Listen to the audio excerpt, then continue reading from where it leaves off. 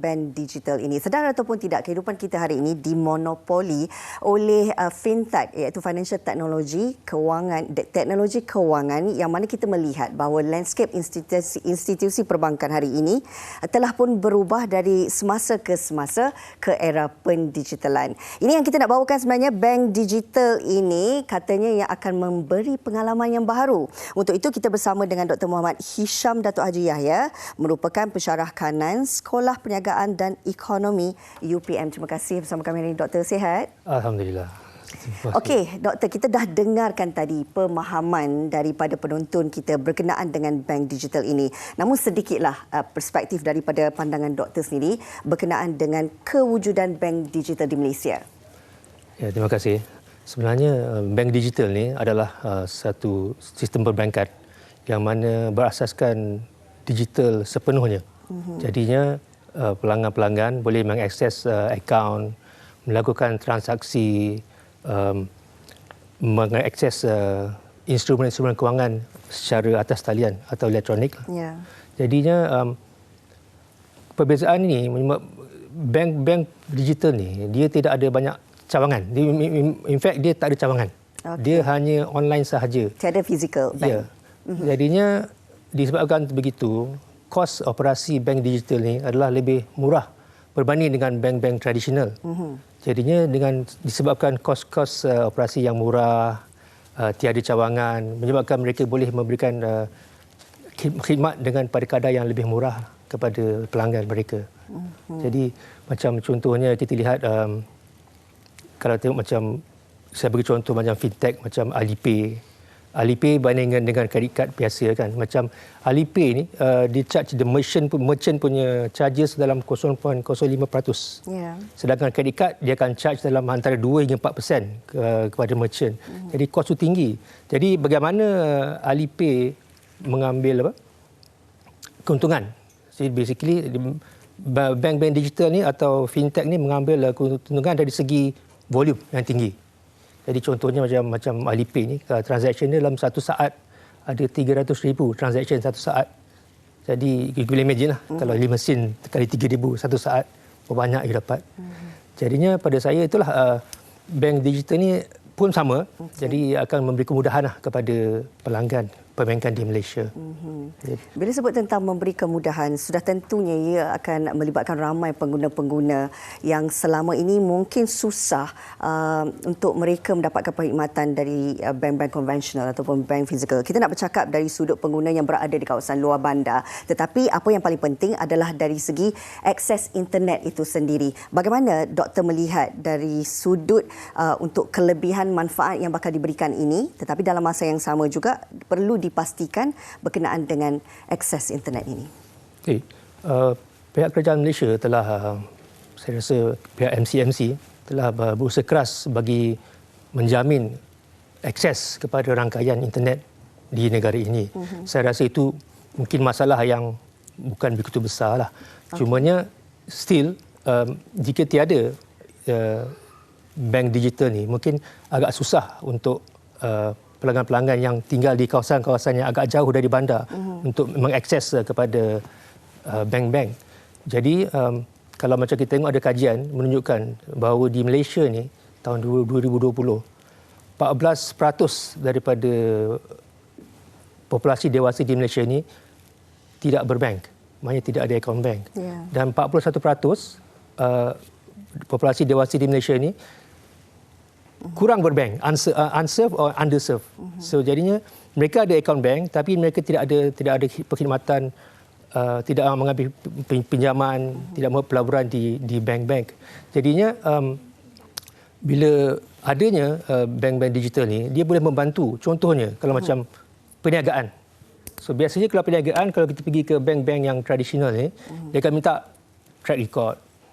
Kalau macam kita nak buat personal loan, dia minta payslip. Betul. Jadinya agak susah untuk perniagaan-perniagaan yang baru untuk ada. Tak adalah baru-baru mula perniagaan, mana ada track record. Betul. Jadinya bank-bank digital ni, kelebihan bank-bank digital ni adalah mereka aktif di dalam AI dan big data dan analytics. So instead of mereka pergi ke tengok Secris, atau tengok maklumat dari bank negara, mereka boleh buat analisa sendiri sama ada si peminjam ni, pemohon ni layak atau tidak untuk pinjaman. Macam contoh Rabobank di Netherlands. Mereka boleh meluluskan pinjaman dalam masa 15 minit selepas permohonan dihantar. Jadi itu agak efisien lah. Ini boleh membantu dari segi kita punya mikroekonomi lah. Macam gig ekonomi, mikroekonomi. Mereka ni orang kata duit tu ada, cumanya mereka memerlukan kadang-kadang kewangan dengan cepat. Contohnya macam factoring. Kadang-kadang kita dah keluarkan invoice, duit tak masuk. Kita perlukan wang cepat. Pergi ke bank tradisional, saya bukan mengatakan bank tradisional tak elok. Mengatakan mereka ni ada legacy. Macam dia ada macam dia punya prosedur macam mana. Betul. A, B, C. Jadinya bila kita ada di digital bank ni cepat kita boleh dapat kita punya pinjaman. Jadi memudahkan, memberi kerinceran kepada perniagaan. Bila doktor menyentuh tentang cepat dari segi memudahkan pinjaman, saya melihat ia sebagai salah satu peluang kepada usahawan-usahawan kita dan ianya merupakan satu manfaatlah untuk mereka. Tetapi dalam masa yang sama, bagaimana pula doktor melihat ianya adakah mampu untuk menggalakkan pelanggan-pelanggan ini menambahkan hutang? Ya. Ini dari segi macam inilah, sebelum saya cakap ni ada caveat sikit. Interest ni dia riba. Riba tu haram dalam Islam. Jadi kalau boleh kita berhati-hatilah bila kita membuat pinjaman. Memang betul. Bila kita mudah untuk mendapat pinjaman ni, kita kena ada satu disiplin, financial discipline orang panggil. Di mana yes, memang kita nak pinjaman yang banyak. Tetapi kita kena ada efisiensi lah. Maknanya apa duit masuk berbaloi dengan duit yang keluar. Jadinya ia kena commensurate lah. Baik. Itu kita lihat dari segi financial disiplin yang perlu ada pada setiap pelanggan itu sendiri. Baik, bila menyentuh tentang bank digital ini, kita tahu ia dijalankan secara dalam talian, secara online. Pasti akan ada juga kerisauan dan kebimbangan dalam kalangan pengguna sendiri berkenaan dengan isu keselamatan, security itu, doktor. Mudahnya bagaimana mereka memikirkan pencerobohan data. Isu scamming pun kalau dalam bank tradisional pun berlaku, apatah lagi di peringkat bank digital. Jadi dari sudut security-nya bagaimana?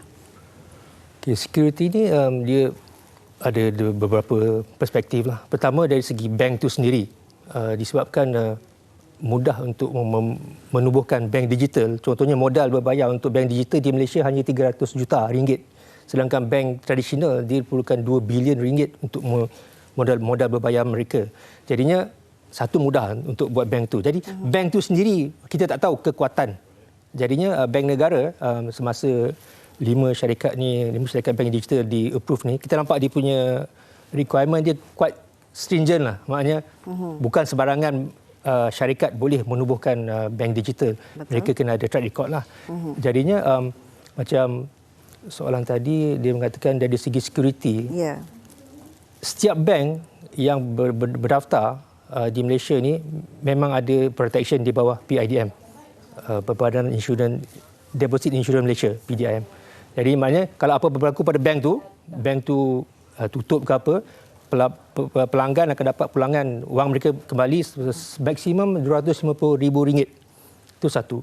Dan keduanya dari segi scam. Kita takut, memang sekarang ni semua online, kita nampak macam-macam aktiviti. So sebenarnya bank-bank digital ni dia punya priority dia adalah security. They spend so much on security. Macam sekarang kita ada SSL, TLS, dia punya protokol. In fact, bank negara sendiri semasa application untuk approval bank digital ni, dia nak tengok dia punya network management, cloud management, what's your architecture, sama ada secure atau tak secure. Sebab ini dia cukup satu kesilapan dah boleh meruntuhkanlah ekonomi bank digital. Dan saya percaya dalam kalangan pengguna itu sendiri perlu ada keyakinan dan kepercayaan terhadap bank digital ini. Dan juga kita kena celik dari segi celik kewangan dan celik dari segi scam. Okey, Macam baik. phishing, tu kita kena tahulah semua tu. Okey. Saya rasa ini pentinglah untuk golongan pengguna sendiri untuk mereka memahami sebelum menjadi seorang pelanggan bank digital. Doktor, terima kasih banyak-banyak bersama kami di Malaysia hari ini. Dr. Muhammad Hisham Datuk Haji Yahya, pensyarah kanan Sekolah Perniagaan dan Ekonomi UPM, bersama dengan kita berkongsi berkenaan dengan manfaat kepada pengguna berkenaan dengan bank digital ini.